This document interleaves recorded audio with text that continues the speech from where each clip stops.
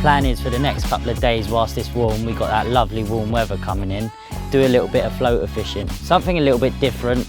It's usually fishing on the deck on here, so floater fishing's a little bit out of the ordinary for these big resis. But I'm sure over the next couple of days, with the warm weather and stuff, we're going to get an opportunity, and hopefully you'll see a couple of nice carp.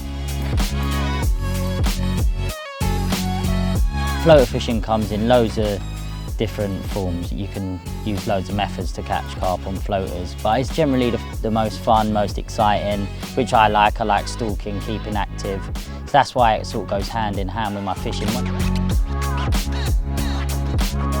Watching them, that's the most exciting part. It's like stalking. You're watching that fish take your hook bait, whether it's sucking in a bit of bread at your feet or taking your white pop-up at 100 yards when you're floater fishing at range. It's still the same buzz.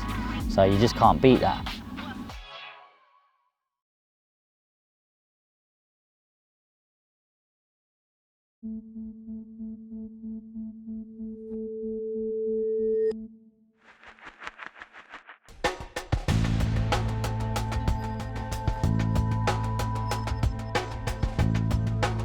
Well, literally just turned up at Walthamstow reservoirs, just on the 2 and 3, literally just about to approach it. The plan is for the next couple of days, whilst it's warm, we got that lovely warm weather coming in, do a little bit of floater fishing. Something a little bit different. It's usually fishing on the deck on here, so floater fishing's a little bit out of the ordinary for these big resis. But I'm sure over the next couple of days, with the warm weather and stuff, we're going to get an opportunity, and hopefully you'll see a couple of nice carp.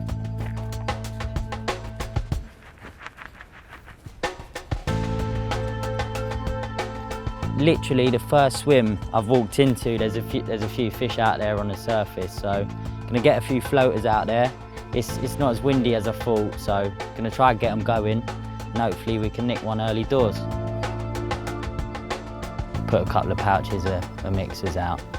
I've only brought about 5 key with me, which with the seagulls and stuff sounds a lot, but it wouldn't last 5 minutes, so they absolutely annihilated it, and then a couple of carp drifted off. Stood there for about 10-15 minutes watching and nothing else happened, so just took a little stroll up to the top of the 3 and noticed a load of bubbling, so reckon we're gonna stick a couple of rods out on the bottom, let it warm up a bit, just keep the eyes on the water, and once sort of midday a lot of fish kind of drift up here, so I'm hoping that by the time they drift up here we'll already be in place to get a couple of floaters out and hopefully nick a couple. So just going to see what happens and get the rods out. So as soon as I dropped into that swim, there was a few fizzers, so it was a no-brainer. Quickly flicked a couple of singles out there. An hour and a half passed without any bites. I know fishing that method, single hook baits dropping onto fish, you generally get bites pretty quick. So after sort of an hour and a half passed, I upped sticks, and now I've come for a little look to see if I can find some carp and hopefully catch a few off the surface.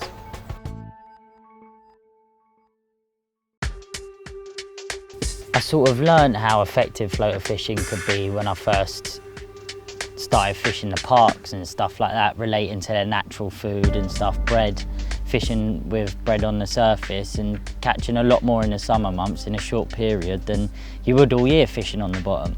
It can be a method where you can go here, there and everywhere and catch carp all over the country, and not only small ones but the big ones as well. And it's exciting. That's where I sort of learnt to do it, when I sort of noticed that that's what the carp prefer to eat, you know? Because I know a lot of anglers don't floater fish, and especially on somewhere like here, Walthamstow, it's big and windy, but when you get the right opportunity, you can have good results using floaters, you know?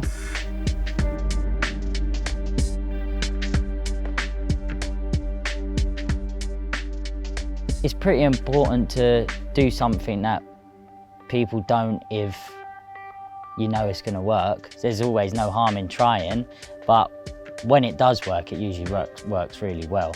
It'll work in your favour anyway, you know? Like if something's been hammered, floater-wise, they don't eat floaters in here, and that's the rumour, like you go to every lake, don't eat floaters, you throw floaters out and they're just going berserk. And then it happens ever so quickly and you've caught the big one or the one you want and you're off, right? So I'd much rather prefer to catch them on bread. Obviously using conventional floaters and with a controller is really exciting as well. It's sort of when they're too far out to freeline a bit of bread, I'll use a controller and mixers and stuff like that. And that's when I sort of change over to the conventional floater fishing with floaters and controllers and catching them that way. But exciting wise, it's still floater fishing, isn't it? They're both the same thing, so you're never going to get bored of either. Because fishing with my mates and growing up fishing the parks, it's not been really like a necessarily let's plan to go floater fishing. When the weather's warm, that's on the cards in the summer. Whether it's drizzly like this morning, the fish are up in the layers and you get them going no matter what. Like, you know, it's just a little bit of effort and knowing that generally sometimes them venues, they like a floater. We're just, me and my pals or myself, well, I'll just get up and go floater fishing. Nothing gets planned, or it's just a method that I'll take during the summer months.